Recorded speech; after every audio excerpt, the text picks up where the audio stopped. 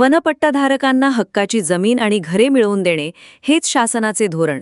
आमदार ॲडव्होकेट निरंजन डावखरे यांचे वक्तव्य. महाराष्ट्र शासनाच्या महसूल विभागामार्फत राबविण्यात येणाऱ्या छत्रपती शिवाजी महाराज महसूल समाधान शिबिर अभियानांतर्गत कोळशेत येथे बाळकुंभ मंडळ आयोजित समाधान शिबिर उत्साहात संपन्न झाले. या शिबिरामध्ये वनपट्टाधारकांना त्यांच्या हक्काच्या जमिनी व घरांसंदर्भातील प्रमाणपत्रांचे वितरण करण्यात आले. अनेक वर्षांच्या प्रतीक्षेनंतर स्वतःच्या हक्काची जमीन आणि निवाऱ्याचा अधिकार मिळाल्याने लाभार्थ्यांच्या चेहऱ्यावर समाधान, आनंद आणि भावनिक क्षण अनुभवायला मिळाले.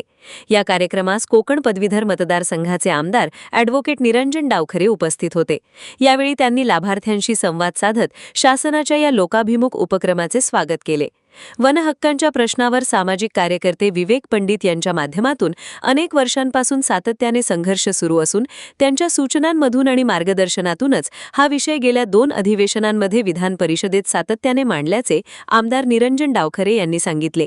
यावेळी बोलताना त्यांनी नमूद केले की माननीय मुख्यमंत्री देवेंद्र फडणवीस यांनी विविध अधिवेशनांमध्ये शासनाची भूमिका स्पष्ट करत वनपट्टाधारकांना त्यांच्या हक्काची जमीन आणि घरे मिळवून देणे हेच शासनाचे धोरण असल्याचे वारंवार अधोरेखित केले होते. आज प्रत्यक्ष लाभार्थ्यांच्या हाती प्रमाणपत्रे देताना शासनाचा तो संकल्प प्रत्यक्षात साकार होत असल्याचे त्यांनी सांगितले. यावेळी बोलताना त्यांनी एक भावनिक शायरी सादर करत उपस्थितांच्या भावना व्यक्त केल्या. आपके इन बुलंद वादों से हम क्या करेंगे, हमें हमारी जमीन दे दो, हम आसमां से क्या कहेंगे. या ओळींमधून वनपट्टाधारकांच्या अनेक वर्षांच्या संघर्षाची वेदना आणि त्यांच्या हक्काच्या जमिनीबाबतची अपेक्षा अधोरेखित होत असल्याचे त्यांनी सांगितले.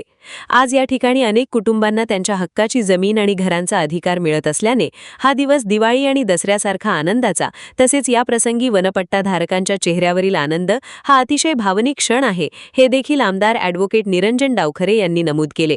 या उपक्रमाच्या यशस्वी आयोजनाबद्दल प्रशासनातील सर्व अधिकाऱ्यांचे अभिनंदन करत आमदार डावखरे यांनी प्रशासनाला आवश्यक असलेल्या पायाभूत सुविधा उपलब्ध करून देण्यासाठीही पुढाकार जाहीर केला. पुढील 100 शिबिरांसाठी आवश्यक इन्फ्रास्ट्रक्चर, सुविधा आणि सहकार्य उपलब्ध करून देण्याची तयारी असल्याचे त्यांनी स्पष्ट केले. या संदर्भात जिल्हाधिकाऱ्यांना निवेदन देणार असल्याचे सांगत ठाणे आणि ठाणे जिल्ह्यात कुठेही अशा शिबिरांचे आयोजन झाल्यास पूर्ण सहकार्य देण्याची ग्वाही त्यांनी दिली.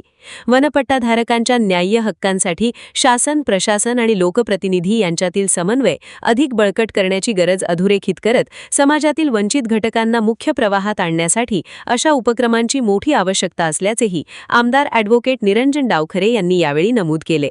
ब्युरो रिपोर्ट, जनादेश. आपली माणसं, आपला देश. पाहत रहा जनादेश. राज्य उत्पादन शुल्क विभागाने 1,66 लाख रुपयांचा मुद्देमाल केला जप्त. परराज्यातून औषधांच्या बनावट चलनाच्या आधारे दारूची तस्करी करण्यात येत असल्याचा प्रकार ठाण्यात उघडकीस आला आहे. राज्य उत्पादन शुल्क विभागाच्या भरारी पथकाने कारवाई करत सुमारे 1,66 लाख रुपयांचा मुद्देमाल जप्त केला असून 2 आरोपींना अटक करण्यात आली आहे. वाहनचालक परगत सिंग करतार सिंग आणि अमृतबीर सिंग हरप्रीत सिंग या दोघांना अटक करण्यात आली आहे.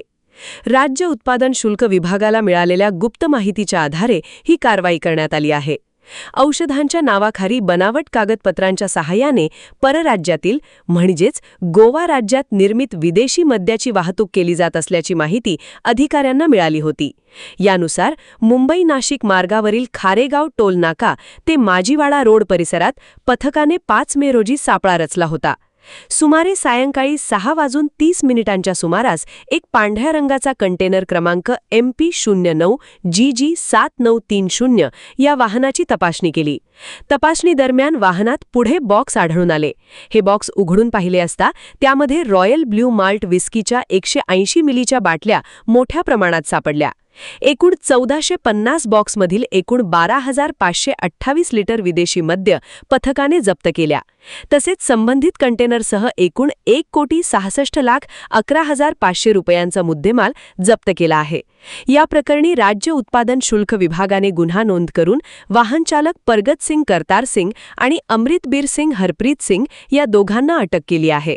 राज्य उत्पादन शुल्क विभागाचे अधीक्षक ठाणे 1 प्रवीण तांबे, प्रभारी उपअधीक्षक ठाणे 1 आनंद पवार तसेच उपअधीक्षक ठाणे 1 रत्नमाला गायकवाड यांच्या मार्गदर्शनाखाली निरीक्षक MP धनखेडे, दुय्यम निरीक्षक NR महाले, SR मिसाळ, सहाय्यक दुय्यम निरीक्षक VG थोरात तसेच PS Nagare, PP Mahajan, DK Patil, SS Yadav, PP Patil, MG Shaikh आदी अधिकारी व कर्मचाऱ्यांनी ही कारवाई केली असून या प्रकरणामागील मोठे रॅकेट उघड होण्याची शक्यता व्यक्त केली जात आहे. ब्युरो रिपोर्ट, जनादेश. आपली माणसं आपला देश पाहत रहा जनादेश. ठाणे महानगरपालिकेचे मालमत्ता कर म्हणजेच प्रॉपर्टी टॅक्स भरण्याचे आवाहन.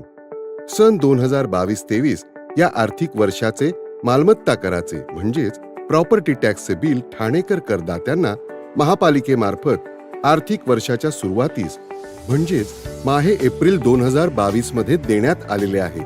तथापि अद्यापही काही करदात्यांनी मालमत्ता कर महापालिकेकडे जमा केलेला नाही. सध्या आर्थिक वर्षाचा अंतिम टप्पा सुरू झाला आहे. मालमत्ता कर वसुलीसाठी महापालिकेतर्फे कडक कारवाई हाती घेण्यात आली आहे. या अंतर्गत जंगम मालमत्ता, टीव्ही, फ्रीज, वाहन व इतर जप्त करणे तसेच स्थावर मालमत्ता वॉरंट बजावून जप्त करण्यात येत असून मालमत्तेचा जाहीर विक्रीद्वारे लिलाव करून कराची रक्कम वसूल करण्यात येत आहे. मालमत्तेस पाणी पुरवठा करण्यात येणारे नळ संयोजन खंडित करण्यात येत आहेत. त्याचप्रमाणे थकीत मालमत्ता करावर 2% व्याज आकारले जात असल्याने भरावयाची रक्कम वाढत आहे. आपला मालमत्ता कर propertytax.thanecity.gov.in या लिंकद्वारे तसंच गुगल पे, फोन पे, पेटीएम याद्वारे ऑनलाईन पद्धतीने करण्याची सुविधा उपलब्ध करून दिली आहे.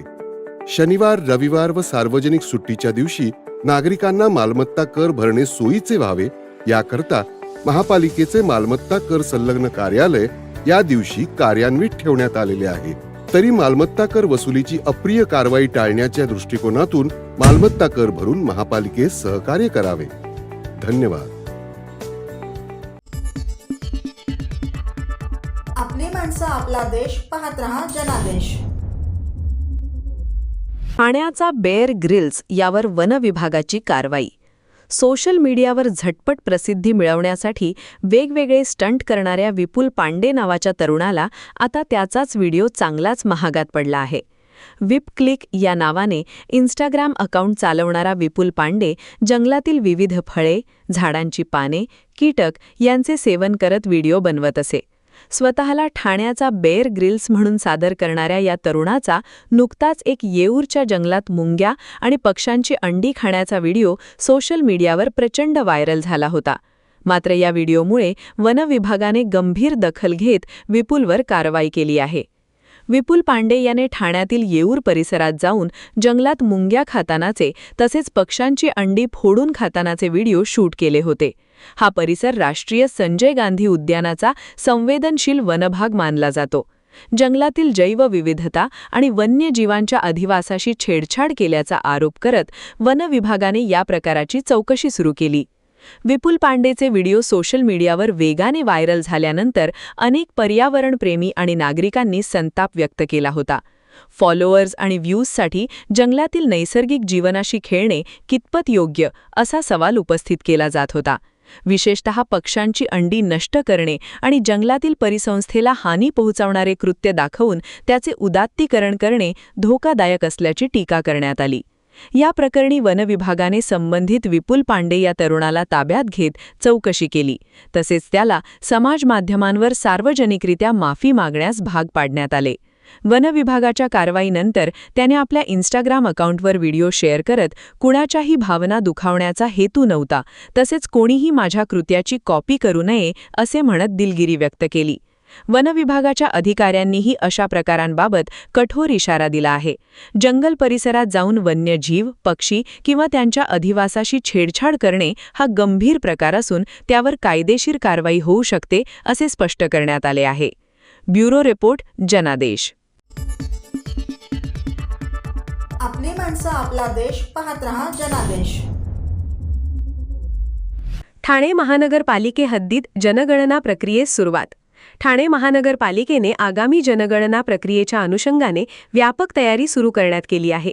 या अनुषंगाने क्षेत्रीय प्रशिक्षकांचे टप्प्याटप्प्याने प्रशिक्षण आणि घरगणनेची प्रायोगिक अंमलबजावणीला सुरुवात करण्यात आली असून शहरातील विविध प्रभागांमध्ये नियोजनबद्ध पद्धतीने ही प्रक्रिया राबवली जात असल्याचे अतिरिक्त आयुक्त 2 प्रशांत रोडे यांनी नमूद केले आहे. या कामासाठी 9 प्रभाग समिती अंतर्गत एकूण 78 फील्ड ट्रेनर्स म्हणजेच क्षेत्रीय प्रशिक्षक यांची नियुक्ती करण्यात आली असून त्यापैकी 39 प्रशिक्षकांना पहिल्या सत्रात प्रशिक्षण देण्यात आले. दिनांक 6 एप्रिल 2026 ते दिनांक 8 एप्रिल 2026 रोजी सकाळी 9 ते सायंकाळी 6 या वेळेत माजीवाडा, मांडपाडा, उथळसर, लोकमान्य सावरकर आणि वर्तकनगर या प्रभागांमध्ये प्रशिक्षण सत्र पार पडले. त्यानंतर दिनांक 9 एप्रिल 2026 ते दिनांक 11 एप्रिल 2026 रोजी सकाळी 9 ते सायंकाळी 6 या वेळेत वागळे, नौपाडा, कोपरी, कळवा, मुंब्रा आणि दिवा या भागांतील क्षेत्रीय प्रशिक्षकांना प्रशिक्षण देण्यात येणार आहे. याच पार्श्वभूमीवर उथळसर प्रभाग समितीमध्ये प्रायोगिक तत्वावर घरगणना म्हणजेच हाऊस लिस्टिंग करण्यात आली. या उपक्रमातून प्रत्यक्ष जनगणनेदरम्यान येणाऱ्या अडचणींचा आढावा घेऊन प्रक्रिया अधिक सुलभ आणि परिणामकारक करण्याचा प्रयत्न करण्यात येत आहे. प्रशिक्षण पूर्ण झाल्यानंतर हे क्षेत्रीय प्रशिक्षक त्यांच्या प्रभागांमध्ये प्रगणक आणि पर्यवेक्षक यांना सविस्तर प्रशिक्षण देणार आहेत. यामुळे जनगणनेची संपूर्ण साखळी सक्षमपणे कार्यरत राहील असा विश्वास व्यक्त करण्यात येत आहे. यंदाच्या जनगणनेत डिजिटल प्रणालीचा वापर करण्यात येणार असून HLO ॲपद्वारे घरगणना केली जाणार आहे. या ॲपमध्ये नागरिकांच्या घरासंदर्भातील सुमारे एकूण 33 प्रश्नांची नोंद केली जाईल. यामध्ये घराची मालकी, मालकाचे नाव, घराचे प्रकार तसेच घरात उपलब्ध असलेल्या सुविधा जसे की टीव्ही, फ्रीज, लादी, मोबाईल इत्यादींचा समावेश आहे. याशिवाय नागरिकांच्या सोयीसाठी 1 मे ते 15 मे या कालावधीत स्वयं जनगणना करण्याची सुविधा उपलब्ध करून देण्यात येणार आहे. नागरिकांना जनगणना पोर्टलवर लॉग इन करून स्वतःची माहिती भरता येईल. माहिती भरल्यानंतर प्रत्येक नागरिकाला युनिक कोड प्रदान केला जाणार आहे. सदरचा युनिक कोड नागरिक घरी येणाऱ्या प्रगणकाला उपलब्ध करून देतील व त्यानुसार त्याची घरगणना पूर्ण होईल. स्वयं जनगणनेनंतर पुढील टप्प्यात 16 मे पासून प्रत्यक्ष जनगणना प्रक्रिया सुरू होणार आहे. या टप्प्यात प्रगणक घरोघरी भेट देऊन माहितीची पडताळणी आणि संकलन करणार आहे.